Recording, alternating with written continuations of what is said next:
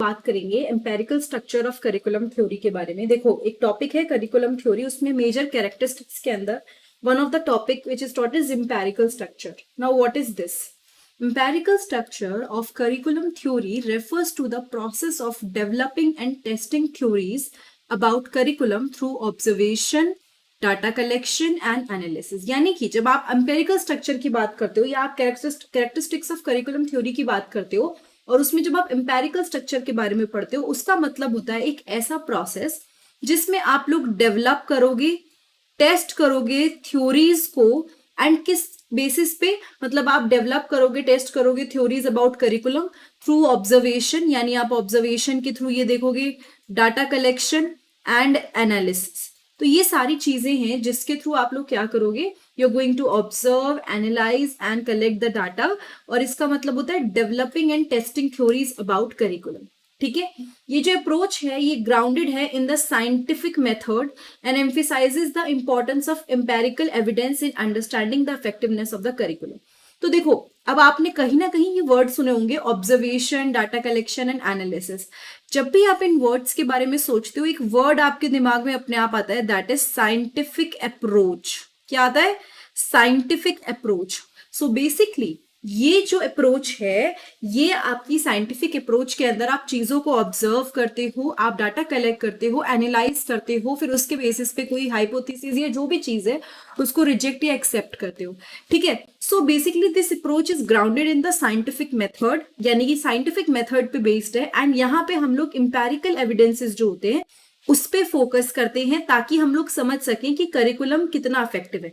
तो करिकुलम को समझने के लिए we are relying on the empirical evidence. ठीक है, now the empirical structure of curriculum theory involve several key elements. जो एम्पेरिकल स्ट्रक्चर होता है करिकुलम थ्योरी का, उसके अंदर कई सारे की एलिमेंट्स आते हैं। जैसे पहला है hypothesis development. Curriculum researchers begin by developing hypothesis about the relationship between different aspects of curriculum. यानी कि करिकुलम रिसर्चर्स क्या करते हैं, वो हाइपोथेसिस बिल्ड करते हैं। ठीक है, दे डेवलप हाइपोथेसिस किसके बारे में, relationship between different aspects of curriculum.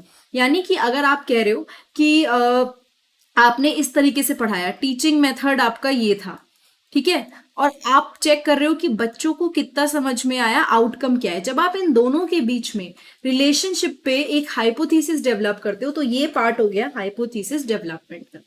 फिर सेकंड है डाटा कलेक्शन। रिसर्चर्स क्या करते हैं ना, डाटा कलेक्ट करते हैं वेराइटी ऑफ मेथड से, जैसे कि सर्वेज, इंटरव्यूज, ऑब्जर्वेशन, असेसमेंट। इन सब मेथड्स के थ्रू रिसर्चर्स कलेक्ट करते हैं डाटा, और उसके बाद वो, मतलब वेराइटी ऑफ वेज हैं, बट यहाँ पे ऑब्जर्वेशन और उसको एनालाइज करना थोड़ा सा साइंटिफिक फॉर्म में रिलाई करते हैं। Now data analysis is very important here. तो रिसर्चर्स क्या करेंगे, they are going to analyse the data. Researchers analyze the data to identify patterns and relationship that support or contradict their hypothesis. तो यहाँ पे पहले जब उन्होंने हाइपोथेसिस डेवलप की थी, किस चीज ने उस हाइपोथेसिस को सपोर्ट किया और किस चीज ने उस हाइपोथेसिस को रिजेक्ट किया। तो जो लोग हैं वो इस चीज पे फोकस करते हैं। So researchers they analyse the data to identify patterns and relationship जो उनकी हाइपोथेसिस को सेलेक्ट करेगा या कॉन्ट्राडिक्ट करेगा। दिस में इन्वॉल्व स्टेटिस्टिकल एनालिसिस और अदर क्वांटिटेटिव मेथड। इसके अंदर स्टेटिस्टिकल एनालिसिस आ सकता है या दूसरे क्वांटिटेटिव मेथड आ सकते हैं, as well as qualitative analysis to identify themes and trends. तो मतलब रिसर्चर्स एनालाइज करेंगे डाटा को ताकि वो पैटर्न समझे, रिलेशनशिप समझे, एंड देखें कि क्या जो रिलेशनशिप है वो सपोर्ट कर रहा है या कॉन्ट्राडिक्ट कर रहा है, यानी उसको उसके साथ जा रहा है या उसके अगेंस्ट जा रहा है किसी भी हाइपोथेसिस के। और इसको करने के लिए, एनालिसिस को करने के लिए स्टैटिस्टिकल एनालिसिस आप करोगे और अलग क्वांटिटेटिव मेथड्स यूज करोगे, या फिर आप क्वालिटेटिव एनालिसिस यूज करोगे ताकि आप थीम्स एंड ट्रेंड्स को समझ सको। फिर आता है थ्योरी डेवलपमेंट, यानी कि based on the findings researchers develop and refine theories about the curriculum. यानी फाइंडिंग के बेसिस पे रिसर्चर्स क्या करते हैं ना, डेवलप करते हैं एंड रिफाइन करते हैं किसी भी थ्योरी को। मतलब अब जो उनका हाइपोथेसिस एक्सेप्ट हुआ या रिजेक्ट हुआ, उस सब के बेसिस पे वो लोग एक थ्योरी डेवलप करने वाले हैं करिकुलम की। ये जो थ्योरी है ये यूज हो सकती है करिकुलम डेवलपमेंट के बारे में बताने के लिए, इंस्ट्रक्शनल प्रैक्टिसेस के बारे में बताने के लिए, या पॉलिसी डिसीजंस के बारे में बताने के लिए। सो उनकी फाइंडिंग के बेसिस पे रिसर्चर्स डेवलप करते हैं थ्योरीज, किसके बारे में, करिकुलम के बारे में। और ये जो थ्योरीज हैं वो यूज कर सकते हैं इन्फॉर्म करने के लिए curriculum development, instructional practices and policy decisions. ठीक है, फिर आया टेस्टिंग एंड रेप्लीकेशन।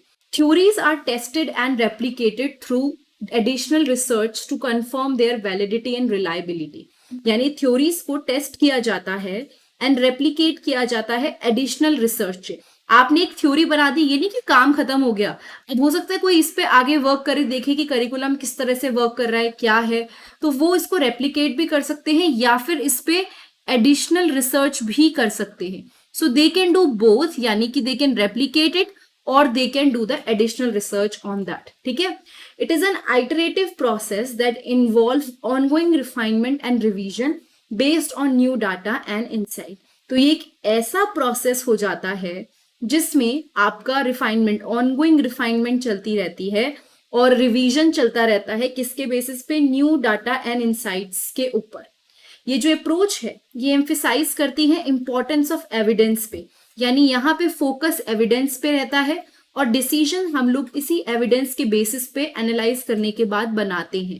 एंड उसके बाद हम लोग करिकुलम डेवलपमेंट या इम्प्लीमेंटेशन के बारे में और ज्यादा गौर करते हैं। तो मतलब अगर बाकी सबसे कंपेयर करूं तो this particular part is related to what, to the analytical या फिर साइंटिफिक डाटा। ठीक है, एंड इससे हमारी काफी हेल्प होती है समझने के लिए effective teaching practices, learning practices, इन सब के ऊपर। So all these are the empirical structures of curriculum theory and ये curriculum theory में जो major characteristics हैं उसका पार्ट है। नाउ ये वीडियो अगर आपको अच्छी लगी तो सबसे पहले तो चैनल सब्सक्राइब कर दीजिए, बेल बटन प्रेस कर दीजिए ताकि मैं वीडियो अपलोड करूं तो आपको नोटिफिकेशन आए। एंड साथ के साथ आप लोग प्लेलिस्ट पे जरूर विजिट कीजिएगा। प्लेलिस्ट पे मैंने आप लोगों की सुविधा के लिए अलग अलग सब्जेक्ट, अलग अलग टॉपिक्स की प्लेलिस्ट बना रखी है ताकि आपको टॉपिक ढूंढने में प्रॉब्लम ना हो। वेबसाइट विजिट कर सकते हैं, नीचे डिस्क्रिप्शन बॉक्स में लिंक है, या फिर प्रेप विद हर्षिता सर्च कर सकते हैं आप डायरेक्टली। एंड साथ ही साथ अगर कोई टॉपिक नहीं मिल रहा है कमेंट बॉक्स में जरूर बताइएगा, मैं कोशिश करूंगी उस पर जल्दी से जल्दी video upload. Thank you so much, have a nice day, I will see you next time in the next video.